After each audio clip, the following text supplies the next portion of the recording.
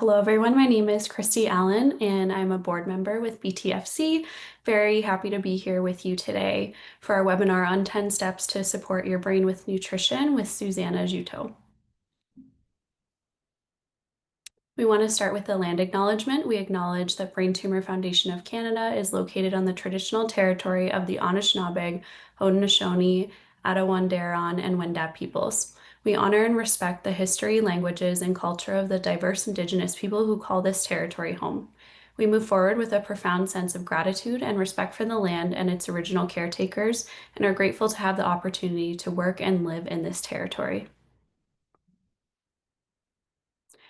So welcome to our webinar series. This series is designed for anyone impacted by a brain tumor, patients, survivors, caregivers, and volunteers, as well as healthcare professionals and researchers seeking to expand their knowledge.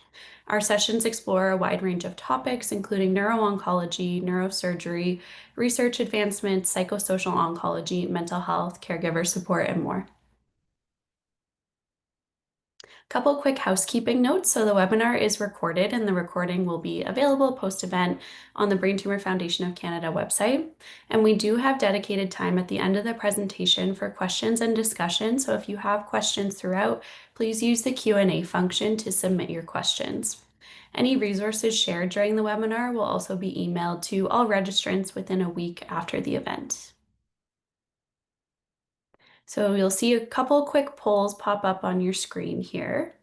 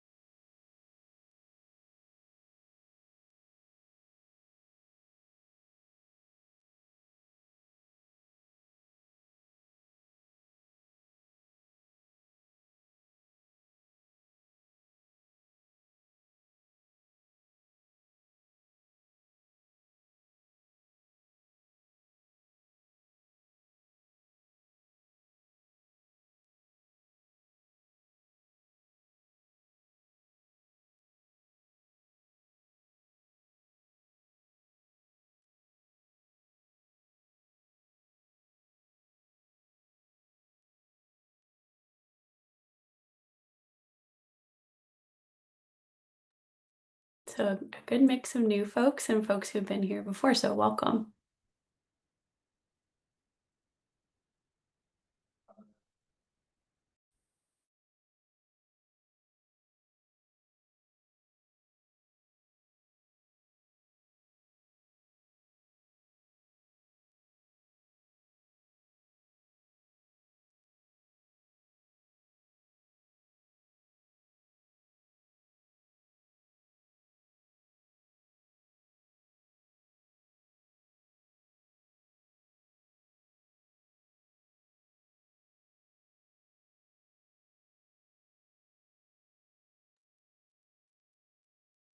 Awesome. Thank you so much for participating.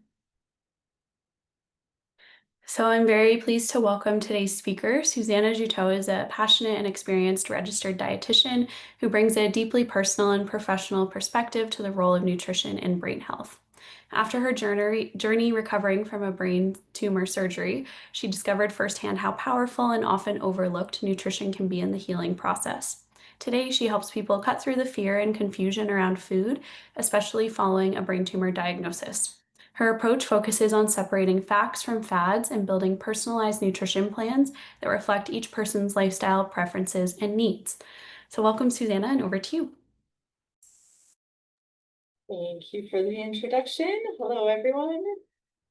So I will share my screen here.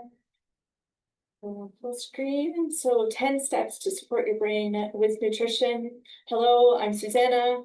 I'm a registered dietitian for about 15 years now. Sorry that my lighting's not that great, but we only had so many options. So I have a few different positions in the world right now and working in Ottawa. So I work at the Centretown Community Health Center. I also work 1 day a week at the Ottawa Cancer and Lymphatic Center. And then I run the Nourish program, which is a group program in person at the Ottawa Cancer Foundation that is put together by Wellspring. So lots of variety there, covering different nutrition topics. And in terms of my personal experience, in 2013, I had a benign brain tumor removed. And for several years afterwards, I dealt with chronic headaches, occasional migraines, and medications helped. But during that time, I just felt I was very reliant on the medical world to fix me. I was really trying to figure out, like, why is this? Why do I have such bad headaches and brain fog and some of the other symptoms that come along with that? And so much so that I was really ignoring my own training in nutrition. So 5 years into this constant battle of trying to figure out how to resolve the headaches, I came across an article that talked about the bucket theory. So you may have already heard of it, but if not, I'll be sharing a couple of slides on it. And for me, this was just a real light bulb moment about all of the things I just did not have control over, and could really improve my mental health and overall well-being with nutrition. So I hope that with today's presentation, I'm going over 10 different strategies. I hope everyone leaves this presentation with at least one of these strategies that you can focus on a little bit more over the next month, and that you too will see some improvements. All right, so some changes that I have made that made a significant difference was focusing on a holistic approach, paying attention to gut health, and focusing on micronutrients, which I'll break down those a little bit further. So before getting into these 10 steps, I just want to make sure that we can all kind of visualize this bucket approach that was quite revolutionary for me personally.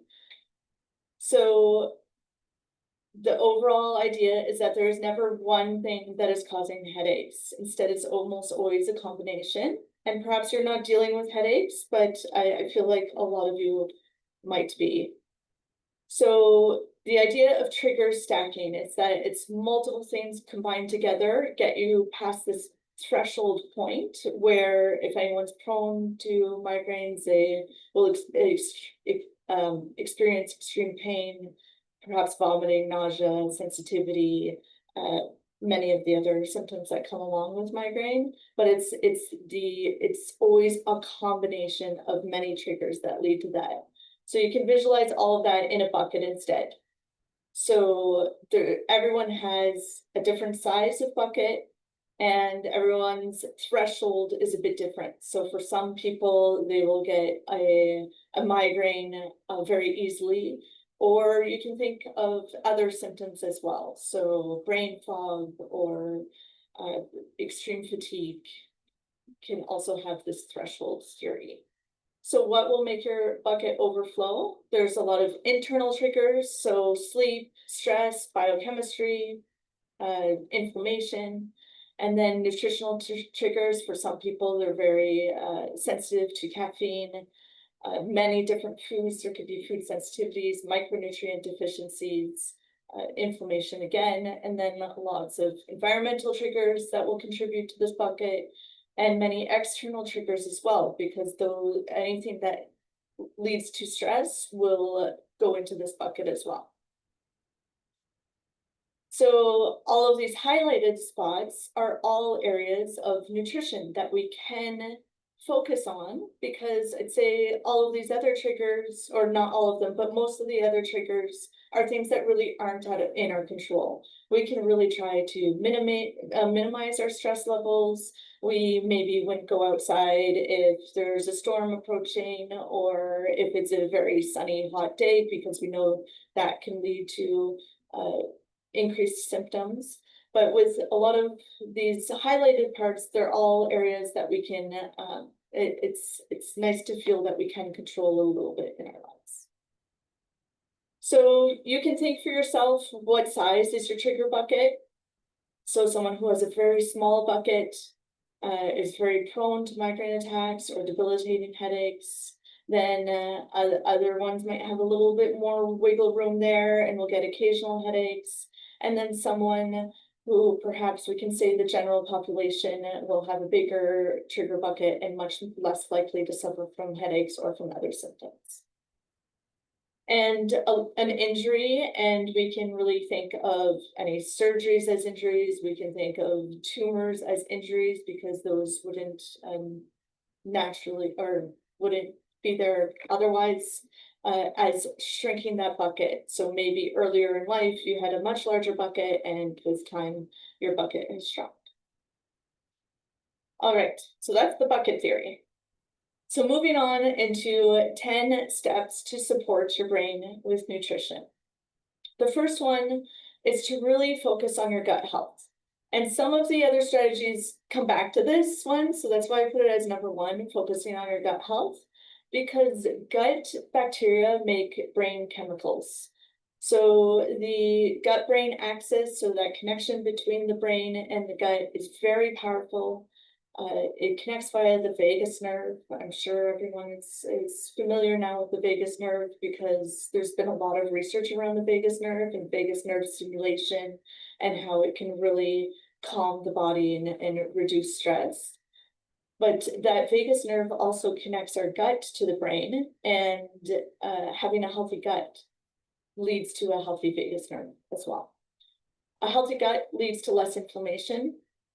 Those gut microbes, which are in our large intestine, or I mean, they're in our whole digestive tract, but there's a lot more gut microbes in our large intestine. So those gut microbes, they influence cognitive performance, memory, behavior, emotional regulation, and any imbalances in our gut microbiome will really worsen brain symptoms. So it'll increase anxiety, depression, brain fog. So how can we improve our gut health? Or, oh, okay, a little bit more about that first. So the gut contains millions of nerve cells. So I like this image on the side because as much as it's not this huge cable, it's a good visual to think of a whole, it's not just one nerve that, it's a whole cable of nerves that are linking the gut and the brain. And this is something that when I was first in school back in 2010, they didn't talk about this at all. And they really didn't understand that link between the gut and the brain. And there's just so many more studies in the last 10 to 15 years that are showing the power of what we eat having the effect on the brain. So an example of what the gut microbiome will release is brain chemicals such as serotonin. So serotonin is a neurotransmitter. It mediates satisfaction, happiness, optimism. So of course, as you can see, serotonin is essential, very important in the healing process. And researchers have also recently found that microbes that make GABA, so that's the calming neurotransmitter, is also in your intestines. I have a stat in an upcoming slide, but and now I just can't remember it. But serotonin, I think 95% of serotonin is made in the gut, so that's pretty powerful and pretty intense. Okay, so a healthy gut and brain function will lead to a very balanced level of good bacteria and leads to healthy levels of inflammatory cells. Some inflammation is very important in the body, but of course, as soon as we get too much inflammation, then that can lead to a lot of symptoms. And it helps with normal brain function. Whereas if our gut isn't at its ideal, then there's going to be increased gut permeability, which you may have heard of as leaky gut. There's going to be less microbial diversity. Already in our world, we just have so much reduced microbial diversity because we live in cities, we're not in the forest, we're not getting exposed to all of the different plant life. We're limited to what's in the grocery store. And even then, many people are limited to kind of what they know or what they're familiar with and eat a lot of the same foods. But when we look at like hunter-gatherer tribes that are getting their food in nature, they have an astronomical microbiome that is more rich than those who are living in the cities. And the abnormal gut function will also lead to an alteration in brain function as a result. Okay, so one way to improve your gut health is to increase plant diversity. So this is an actionable step for everyone, is to aim for 35 different plants every week. If you're someone who's tracked your food before, then you can kind of look back and see and count in a week whether you've gotten 35 different ones. It could be something to start now, that you just for 1 week only tracking the plants that you're eating. And this includes lots of different herbs and spices, so you can boost that plant diversity with herbs and spices. So a lot of people, when they first hear the 35, they're like, whoa, that's I think that's a lot more than I'm actually getting. But when you add in the herbs and spices, it becomes easier. But really thinking of that for every week to aim for a lot of diversity. And what I always say is, every time you go to the grocery store, aim to get at least 2 foods that you either have never had before or haven't had in a long time. And by foods, I mean a whole food, so a fruit or a vegetable or a different type of bean, but a plant source. Because when you think of it, every human has a different microbiome and every plant has a different microbiome. So you really want to be exposed to a lot of different plants to be exposed to their microbiomes.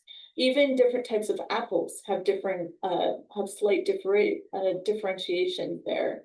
And those, so even switching up your apple can be a little bit beneficial as well. And then eating the rainbow, which I'll dive into a bit more.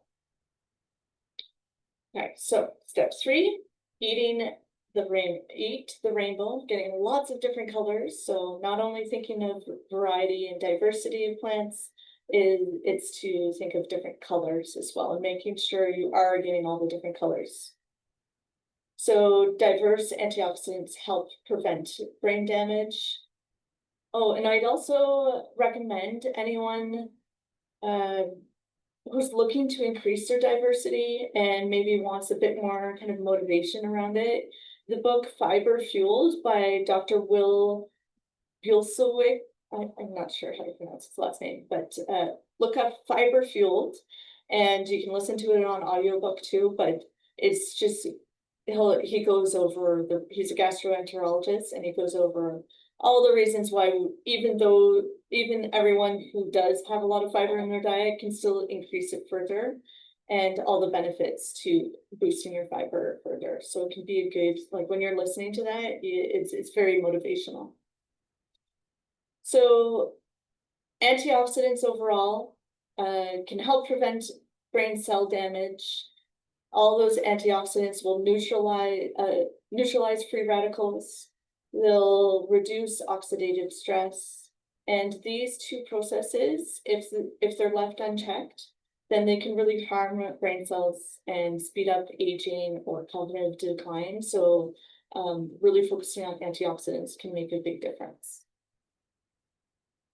So those 2 processes that I mentioned, oxidative stress and then fighting the free radicals. Oxidative stress will lead to brain cell damage. So the brain has a high oxygen demand. There's constant activity going on. So there's always free radicals, which are those unstable molecules that we want to get under control. We don't want them to overwhelm the brain. If those free radicals are building up faster than your body can clear them, then those free radicals will be damaging your cell membranes, they'll be damaging your proteins, your DNA, and this includes in the brain itself. Another reason to include more plants and include more fruits and vegetables is to get that boost of antioxidants. Antioxidants will donate their electrons. They stabilize those free radicals from above. They're not harmful themselves. And this just really helps stop that chain reaction of things getting worse. Okay, so this is just an example. The colors aren't necessarily like they don't fit perfectly, but you get the idea. Is like eating a rainbow can cover a lot of different antioxidants. So different vitamins are antioxidants. Polyphenols come in blueberries, tea, cocoa, nuts. Those cross the brain barrier very easily and help with inflammation. We've got vitamin C that protects brain membranes. there's every antioxidant has a purpose. So rather than dissecting all this and saying, okay, I need this many carotenoids, I need, selenium every day, it can be really overwhelming when you're breaking everything down at the micronutrient level. So it's much easier to think of things large picture and think of eating from the rainbow and making sure, ideally every day, that you're getting those different colors.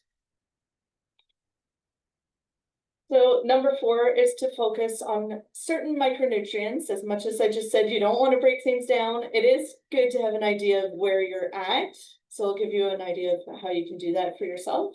But all of the vitamins and minerals, the body can't function without them. So if there's one that you're either deficient in or just not getting enough of, so say you're never eating the red color of the rainbow, then you're likely to be more deficient in vitamin C. This is just an example, but you can get vitamin C in other colored fruits and vegetables. But if you're not getting enough of one micronutrient, it can really cause a bottleneck in your body and at the cellular level, where it's waiting for more of that nutrient to be able to do some cellular functions. So it is important to make sure that you have the micronutrients covered. Sometimes it's not that easy in Canada, like we don't have micronutrient testing. So it's more getting a sense of your own diet if there's any gaps there. And working with a registered dietitian can really help you with that, because sometimes you see your diet through a particular lens and they can see it more at a broader level and based on all the other people that they see, and they can really kind of pinpoint some areas that you can work on a bit further. So these 5 micronutrients are things to pay particular attention to if you are someone who deals with headaches. So magnesium, I'll dive into further. Vitamin D, I feel like that's talked about often. So I might have a slide on it, I can't remember now. And vitamin B2, which is riboflavin. It's found in milk, eggs, beef, and mushrooms, and nutritional yeast. So if you eat those foods, then vitamin B2 might be okay. Omega-3 and CoQ10. So these are the 5 micronutrients that have more evidence in the migraine and headache world to being nutrients to really focus on, and that even getting more can be beneficial in some situations. So like an extra boost of B2, really targeting your omega-3. Omega-3 I do have more saliva on. CoQ10 I don't. I can't remember. CoQ10 is hard to boost through food. It's found in a lot of organ meats, which we, for the most part, most people just don't eat anymore. So I don't know if that's kind of the reason behind the overall tendency to be lower in CoQ10. It's not an easy thing to test, so I don't think it's really just at the research level that they're able to test blood for whether people have high or low values of CoQ10. So that's typically in the supplement form, not in a food form. So as you're focusing on micronutrients, this is just an app that I always recommend for people, because I love that it's not just focusing on protein, carbs, and fat and calories, which MyFitnessPal and many of the other ones are really focused on those. Chronometer looks at all of the different micronutrients, and it's free. It is US based, so just know that ahead of time. And it is nice to track for just 5 days, so you can see, oh my gosh, I'm not getting any vitamin A through food. Like maybe that's something I need to focus on.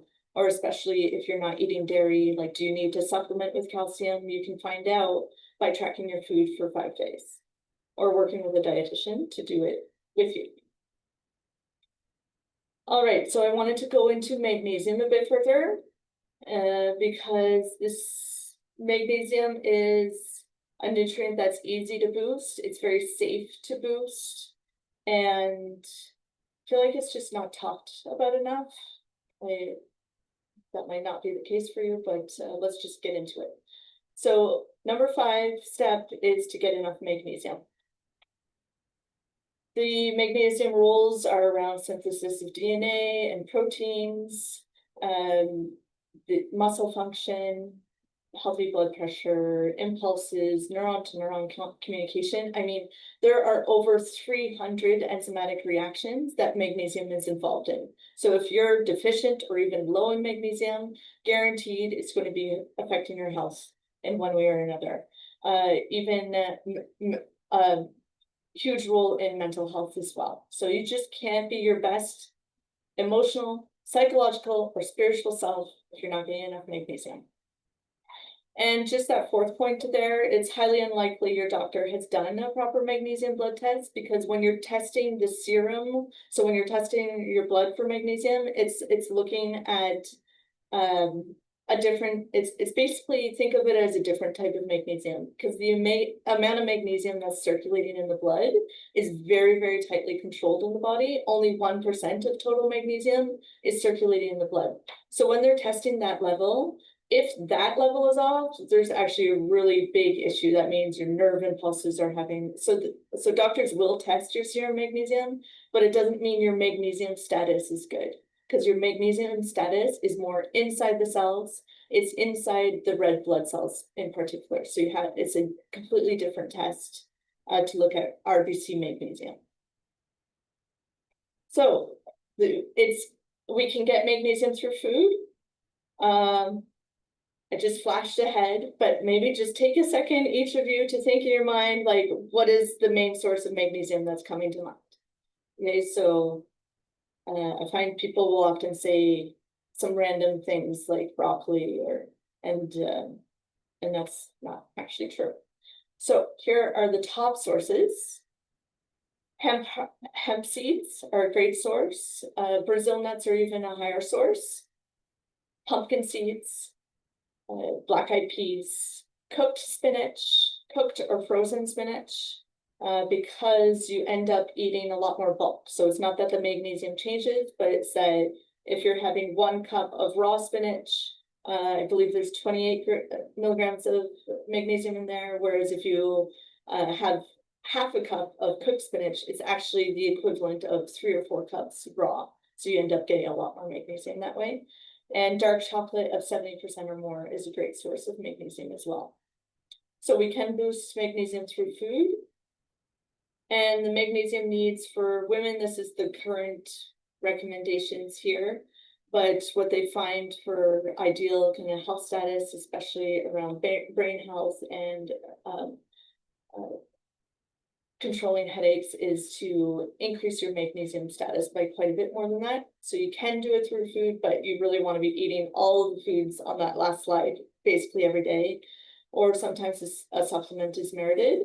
And I feel like supplements aren't talked about enough, especially for magnesium, because there's so many different types. There's like over 20 different types of magnesium. So I just wanted to cover a few of them. Just a second. Okay. So as you can see there in that kind of sticky note, is we actually see better results with a higher magnesium intake. So which supplement to choose? This is magnesium citrate, great option, very easy, highly absorbed. It's very cheap. It can be available in different forms if you don't want to be swallowing a pill. It can help with constipation. So if you are dealing with constipation, this would be the number one recommendation usually. And if you are dealing with if you're dealing with diarrhea, actually, if you're dealing with diarrhea, just note that magnesium is likely going through your system much faster. So even if you're getting enough through food, you want to top up your magnesium in another place, just because you probably aren't absorbing it, even if you're getting enough. Like when you do the tracking on chronometer and it says that you're getting enough, then you still might not be, it might not be absorbed. So if you deal with diarrhea, you do not want to take magnesium citrate. Instead, magnesium glycinate is a great option for those who have a faster digestive tract. Magnesium glycinate is more of a calming magnesium, helps relieve anxiety and depression a little bit. It's, again, very easily and highly absorbed. It can be great to help with sleep. So that is also a great option. Magnesium oxide, I find it's the one most commonly recommended by doctors because there's a lot of research studies behind it, but is actually not the best absorbed compared to the other forms that I just mentioned. And for some, it can cause GI distress. Okay, and then magnesium sulfate, poorly absorbed. All of these are on the market, so it can be a real hard to get a sense when you're looking at all of them. Magnesium taurate, this is a newer form of magnesium. It is it's expensive and it's hard to find, but it crosses the blood-brain barrier. So for some, they find like magnesium taurate or magnesium threonate, the next one, can be really helpful for brain fog. So sometimes it's worth doing like a month trial, even if it's more expensive. So something for you to kind of dig into a bit further if this is speaking to you. Okay, so magnesium threonate is also expensive. This one has only been around since 2010, so there aren't a lot of, like there isn't a long history of use or that many research studies, but it's looking very positive. It can improve brain cognitive functions. This one also crosses the blood-brain barrier. And they're often comparing threonate to other forms of magnesium, but I've never seen a study that compares threonate and taurate, the last one. These two cross the blood-brain barrier. So it's more trial and error for yourself. Okay, and then just pointing out that vitamin D will really affect magnesium status. So making sure you have sufficient vitamin D. And in Canada, we can't make vitamin D between October and April. Even if it's a very sunny day, you can actually get a sunburn and not absorb vitamin D. So just noting that for most people, they'll want to supplement during those months. And if you are getting your vitamin D levels tested, which usually can be an extra like $30 expense at the lab to get yours tested, if your doctor won't. I think even with the doctor's referral, you still often have to pay. I'm not sure, but best to test those levels in the spring because we would assume that your levels are great right now. We've had lots of sunshine, and at the end of the summer is when everyone's vitamin D status is the best, and it's at its worst in March, April. So that's the best time to test. All right, so getting your magnesium in a few different ways. Through food, it's best to not rely on just a supplement or just a food. Well, for some, they can just focus on a food. But if you're looking to increase your magnesium status, really putting the two together. And magnesium baths can be another great way to boost your magnesium. It's just we don't know how much magnesium someone is absorbing if they're having an Epsom salt bath. And same idea with the creams. You just don't know how much magnesium is being absorbed, but it can be another way to get some magnesium and making sure you're getting enough vitamin D. Okay. So number 6 is, let me just check time. Okay. I have to go a bit faster. Okay. Including omega-3 rich foods. Really important. So omega-3s are fatty acids, typically known as DHA, ALA, and EPA. The plant sources of omega-3s are ALA, which have to be converted into DHA in the body. And right now, they're not entirely sure of how much gets converted and under which, like what are the factors into highly converted versus not highly converted. So the plant sources would be soybean and canola oil, flax seeds, walnuts. And then the DHA sources, which are the better ones to go for omega-3s, are salmon, mackerel, anchovies, sardines, and herring. So yeah, if you're eating fish, really aiming for those fatty fish when you're eating fish, because something like cod and tilapia have very little omega-3s in there. So in a randomized study assessing the effects of omega-3 and omega-6 intake, 55 adults with chronic migraine consumed a diet of either reduced omega-6 fats or reduced omega-6 along with increased omega-3. And after 12 weeks, those who are on a high omega-3 diet and also decrease in their omega-6. Omega-6 comes in a lot of plant oils, so we get a lot of exposure of omega-6 just through everything. Any packaged food will have a lot of omega-6. So a higher headache improvement. So this was a pretty strong study, and it was published in 2021. So pretty large in terms of headache studies that are out there. And those who ate the diet higher in omega-3 and lower in omega-6 had an average of 4 fewer migraine days per month. If you're someone who deals with migraine, then you'll know that 4 fewer days is huge. Okay, the severity of the attacks were also reduced. All right, so why omega-3? Very important for membrane structure. The outside of all cells need omega-3 for that structure. Very important for neuroinflammation, cell injury, cell deaths. Can reduce the frequency and intensity of attacks. Omega-3s really play a role in so many different chronic conditions and so many symptoms that getting enough omega-3 can often alleviate, in some cases alleviate, but often improve different symptoms, brain fog, dry eye, cancer recurrence. It plays a role in so many different areas.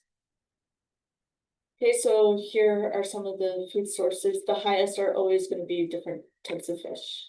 Okay, DHA also stabilizes mood, so that's very important too.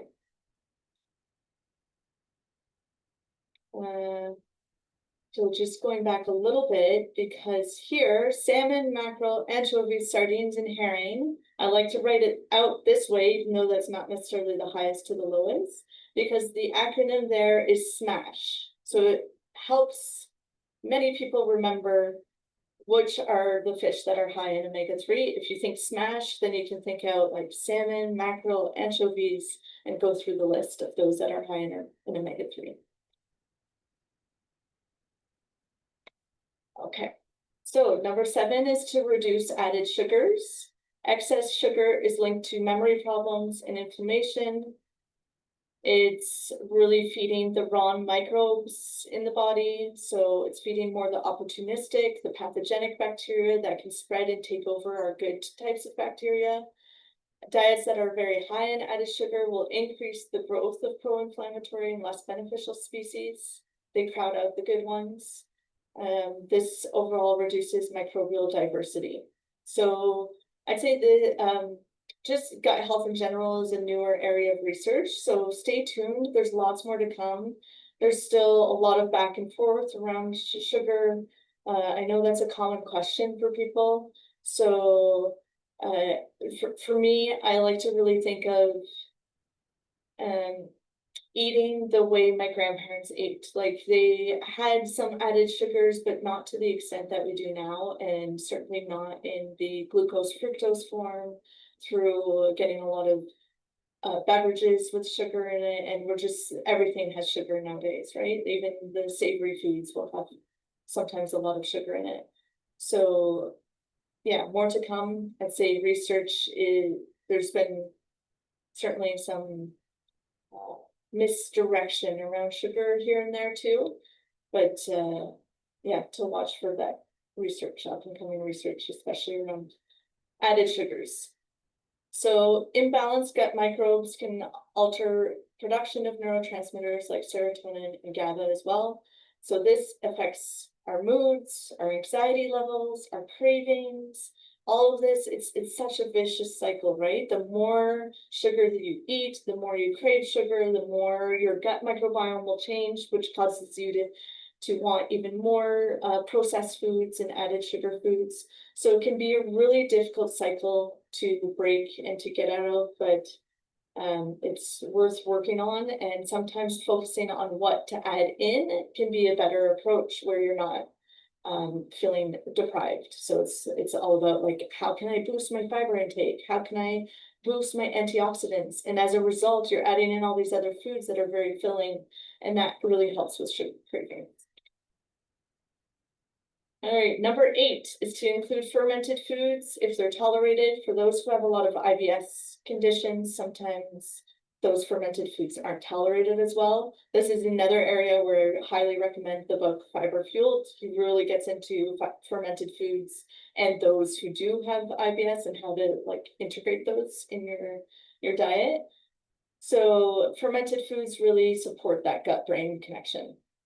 Okay, like to mood regulation, cognition, stress resilience. I mean, the list can go on and on of how beneficial they are. And here's that stat of 90% of serotonin was made in the gut. Sorry, earlier I said 95, so it's 90. But that's a huge part of serotonin is made in the gut.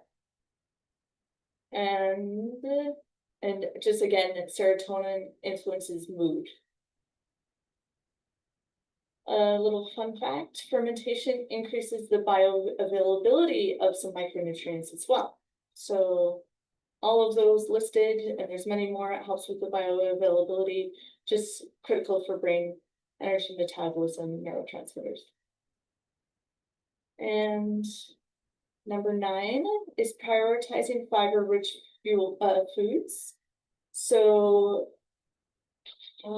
certainly like all the other points are also in a way talking about fiber, like even when we're talking about magnesium, if you're increasing Brazil nuts and hemp seeds, you're boosting your fiber intake as well.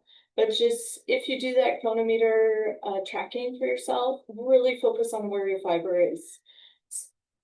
So many of my clients come to see me and say, my fiber is excellent. That's not an area I need to increase. And then we're doing the tracking together. And they learn that they're above the average, but still far from the ideal. So yeah, something to pay attention to for yourself. So fiber really feeds beneficial gut bacteria, especially the prebiotic fibers, the preferred fuel for gut microbes. Lowers brain inflammation. So when those microbes digest the fiber, so our body doesn't absorb a lot of the fiber. It really goes all through the small intestine into the large intestine or the colon. And instead it's the bacteria that digest the fiber. And when those microbes digest the fiber, they're producing short chain fatty acids. And one of those short chain fatty acids is butyrate. And butyrate is a molecule that reduces brain inflammation. Other examples of short chain fatty acids are so butyrate, propionate, and acetate, if you've heard of those. Those all contribute to reducing brain inflammation. They support neuroplasticity, so that's the brain's ability to adapt and to learn. And they help protect against neurodegenerative diseases. So really without enough short chain fatty acids, your gut barrier will weaken. That's what causes that leaky gut and allows inflammatory molecules to go into the bloodstream in areas that they aren't supposed to. So say it's supposed to be digested much further down the intestinal tract. Instead, they're getting into the bloodstream much earlier, causing some inflammation as they're going into places that they're not supposed to. And then number 5, improves overall gut-brain axis function. So it supports a stable energy for the brain. Fiber slows down the digestion of carbohydrates. So, avoiding those sugar spikes, fiber really helps that. Prevents any, rapid spikes and crashes.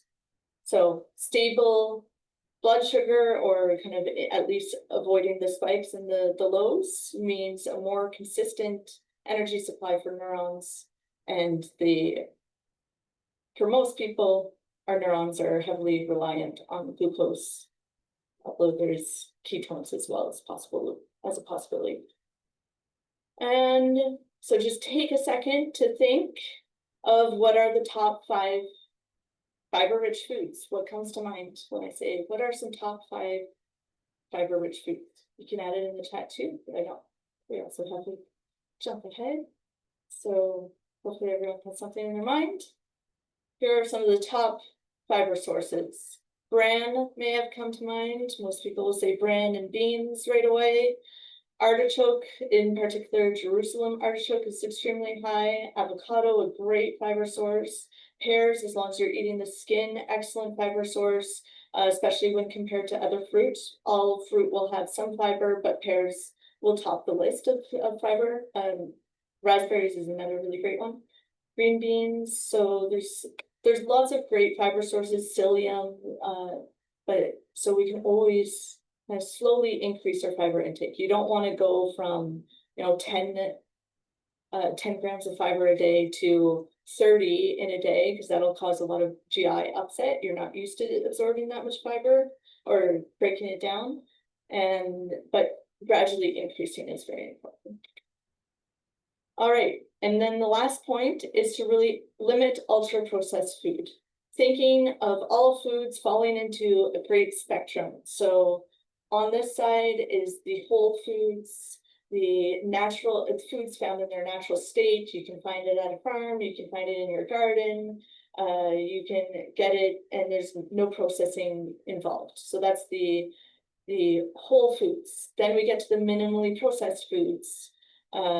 Milk is an example, bread is some like plain breads would be an example. Canned tuna, there's only 2 ingredients unless it's a flavored tuna, but a canned tuna would be minimally processed. And then we get to processed, which might be some examples there, canned vegetables, things that have still minimal ingredients, but there's processing involved. It has to go to a factory before it gets to you.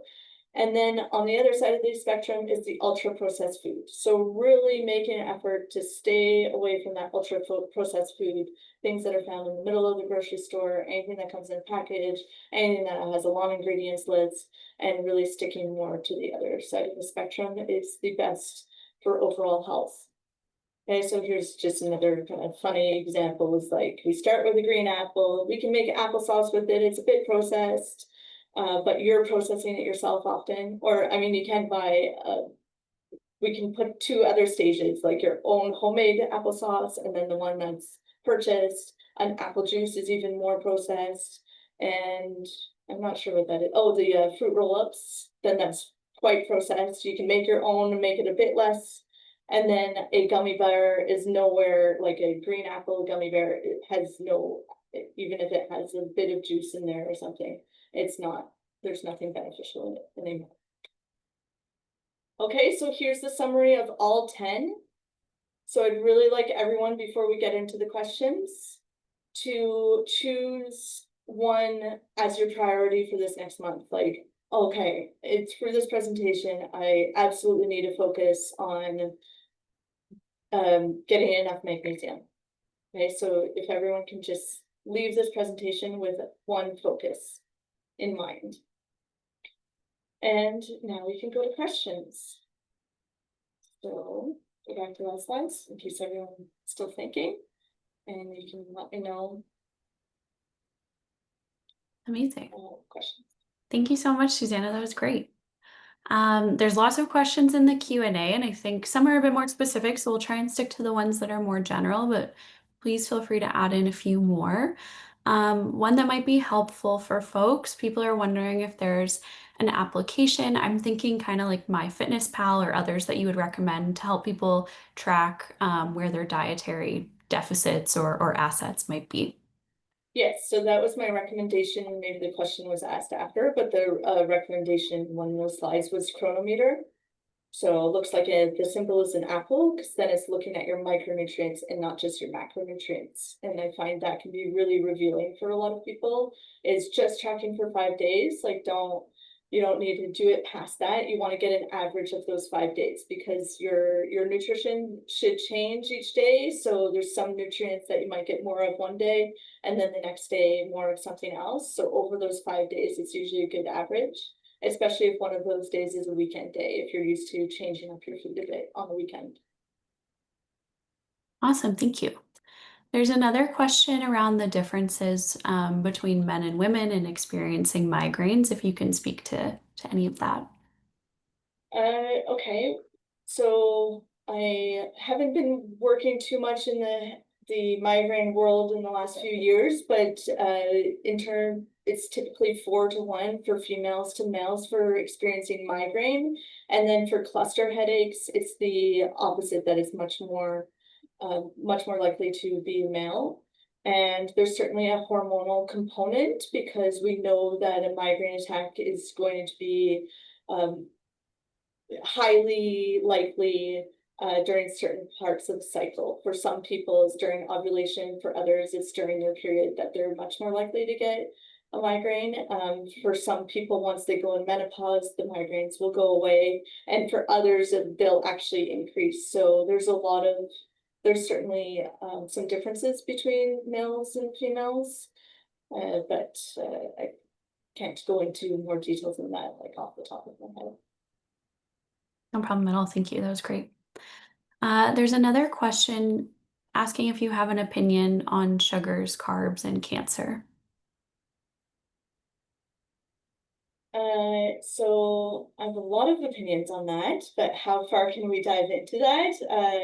I mean, it's definitely at an individual basis. We can't do a blanket recommendation there. Really, everyone has to start at different places. I would say focusing on that last point of limiting ultra processed food, and as a result, you're limiting a lot of sugar added foods. You're limiting, croissants and white breads and a lot of those empty calorie carbohydrates that I don't feel are, well, we know aren't beneficial for health. Whereas whole grains are going to benefit our gut bacteria in a way that those white carbohydrates that have no fiber in them can't aren't helping us in the long run. So yeah, there's certainly a lot more to that, but I would say focusing on that spectrum of really eating on the more whole food side can limit a whole bunch of processed foods that just aren't having any value for us. Great. Thank you. There's a question on whether we should avoid or limit meat and red meat specifically. Mm-hmm. So certainly the Canadian Cancer Society and the American Society of Cancer Research, I'm forgetting the exact acronym right now, but they will all recommend 2 servings or less or fewer per week of red meats, and a plant-based diet has been shown to be the most beneficial to prevent cancer recurrence or to prevent cancer. And so going that route as much as possible. And I would say there's certainly some evidence around the health of the animal is important as well. Just like the health of the human is going to affect their muscle status, their overall internal health status. The health of an animal is also going to be affected by the foods that they eat. So I would say that plays a big role too. So grass-fed beef, if possible. Of course, it's way more expensive, so it's more important to focus on limiting the saturated fat from the evidence that we have right now. Great. Thank you. Are there any foods or nutrients that you recommend focusing on if someone's dealing with exhaustion? Exhaustion, okay.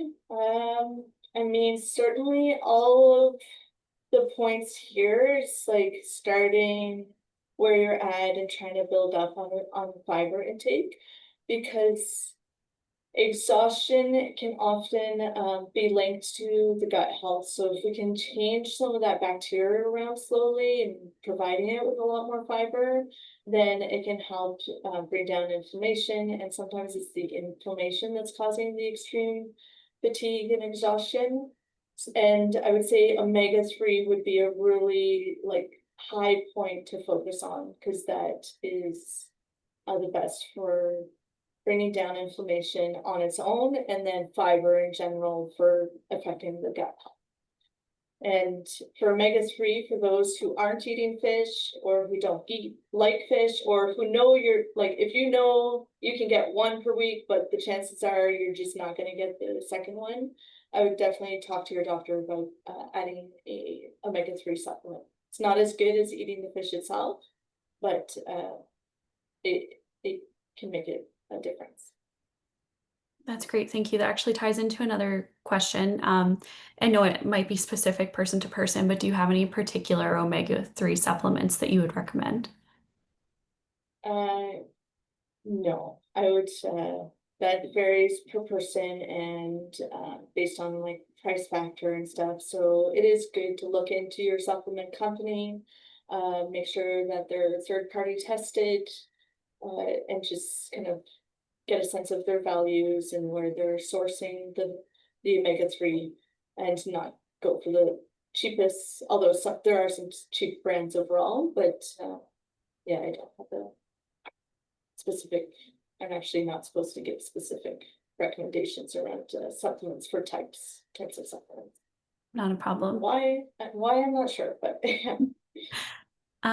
We are getting close to the end of our time here, so I'll focus on just a couple more questions, but this one might be very helpful for folks. So, of the 10 steps, what would you say is the easiest and hardest to follow, or maybe the most impactful one you can start with? the I would start with number 10 then, because automatically, if you're limiting your ultra processed food, you're automatically getting more whole foods, which will provide more fiber. And that is the simplest way to think of food. Like, we're often overcomplicating it, thinking about all the nutrients, and maybe I'm contributing to that in that, like, there's a lot of different things we can think about.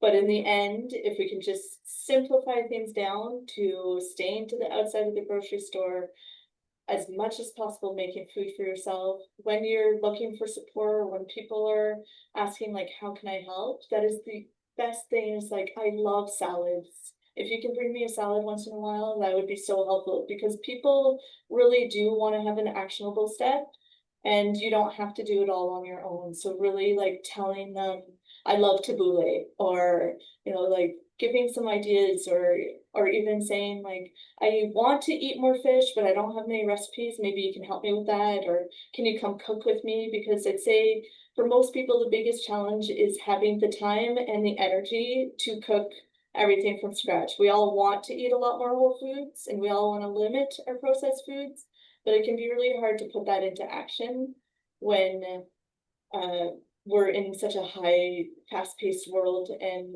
not feeling our best. So trying to reach out for help around those areas of getting more fruits and vegetables can be a good actionable step. That's great. Thank you so much. And I see there's still lots of questions, but we're just about at time, so maybe we'll end it there. Thank you so much, Susannah, for joining us today.